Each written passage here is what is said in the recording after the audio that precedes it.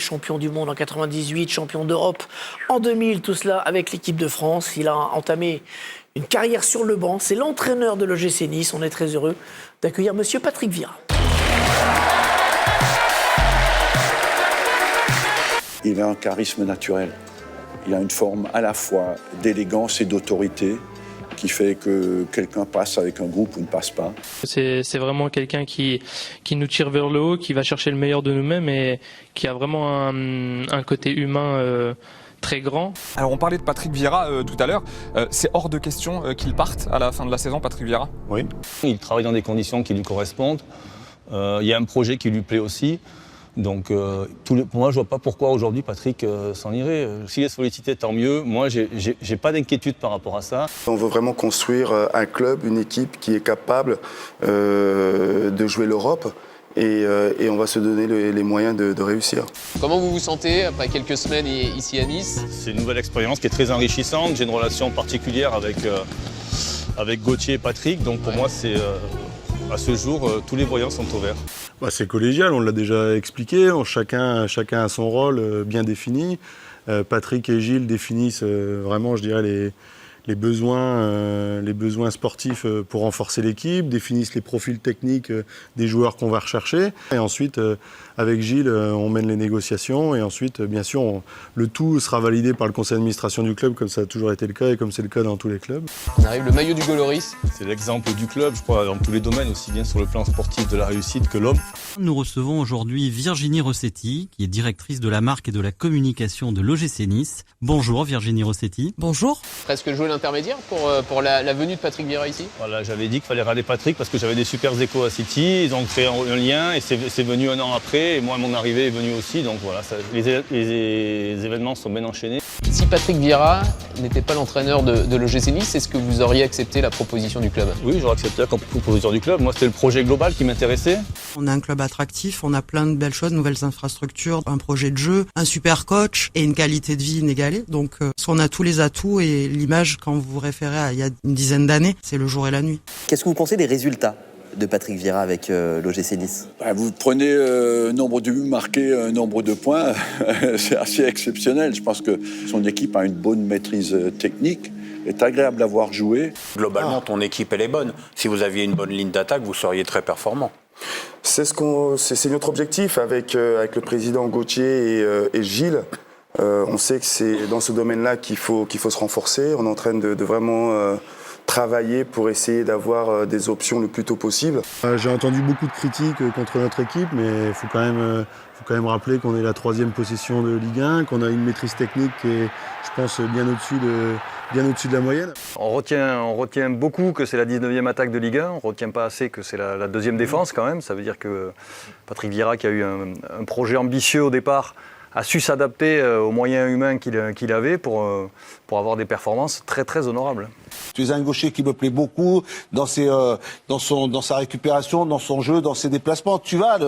Mais c'est à toi après de te le mettre en tête, mon petit Rémi. Si on conserve ce qu'on fait bien cette saison et qu'on améliore ce qu'on fait pas très bien cette saison, on peut faire quelque chose de très intéressant. 6 ateliers répartis sur tout le terrain du centre de formation ont permis aux jeunes aiglons de tâter le cuir avec leurs aînés. Super bien, j'ai rien à dire, c'est juste topissime, c'est trop bien.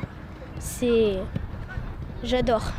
Et c'est vrai qu'on est supporter à 10 ans, on l'est pour toute la vie, même si on part faire ses études ailleurs, qu'on change de voie, on se rappelle toujours de son club de cœur. Donc c'était hyper important pour nous de les embarquer dès le plus jeune âge.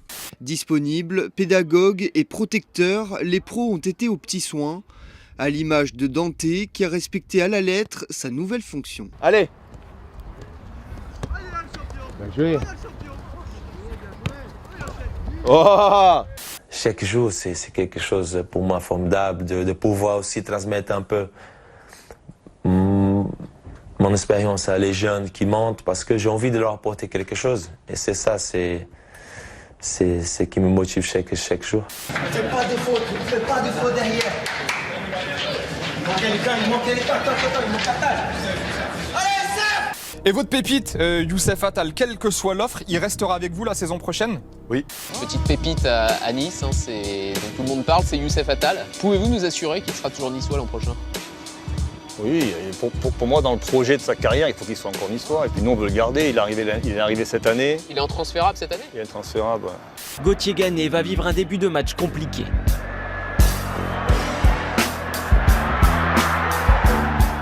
Merde. Mené, Nice va égaliser par Malang Sarr.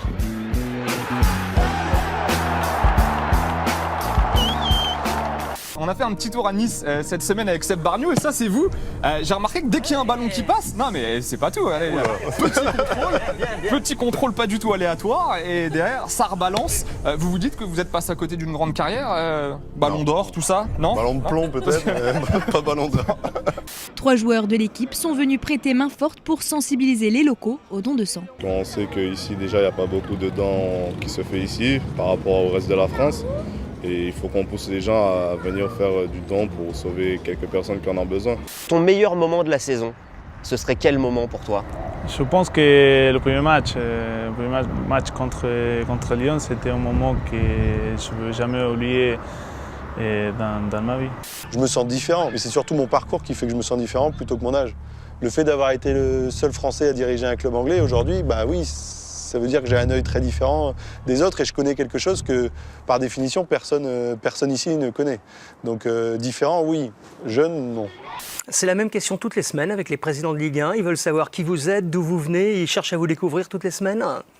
Bah oui, je dirais que c'est normal. La première fois qu'on rencontre quelqu'un, on a envie de savoir qui on a en face de nous, on a envie de savoir d'où il vient. Donc oui. Qui c'est ce petit jeune là qui arrive à la tête de Nice?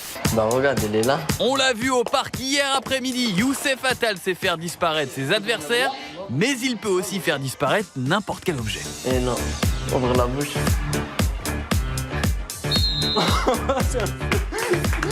À 16h, les supporters des Aiglons ont accueilli 2 joueurs professionnels.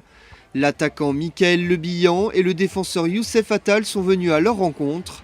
Ouais, c'est beau d'attirer autant de personnes, donc voilà, on est souriant, on essaye de leur rendre l'appareil. C'est toujours un plaisir pour nous de raconter notre supporter et on est là pour eux parce qu'ils sont toujours derrière nous et sont toujours à fond avec nous.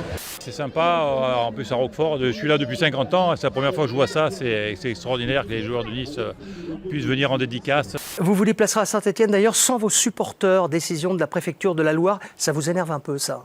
Oui, ça m'énerve parce que c'est devenu... Alors c'est peut-être aussi le fait que je vienne d'Angleterre où on peut se déplacer avec 3000 supporters et ça pose aucun problème. J'ai jamais vu une seule interdiction de déplacement de supporters en Angleterre. Et en France, j'ai l'impression que c'est désormais rentré dans les mœurs. Tous les jeudis après-midi, dans tous les clubs en France, c'est devenu le rituel. On attend religieusement que tombe l'arrêté préfectoral et ça choque plus personne. Vous voulez avoir un futur et ça tombe bien parce que vous avez un passé qui est riche et on va vite le découvrir.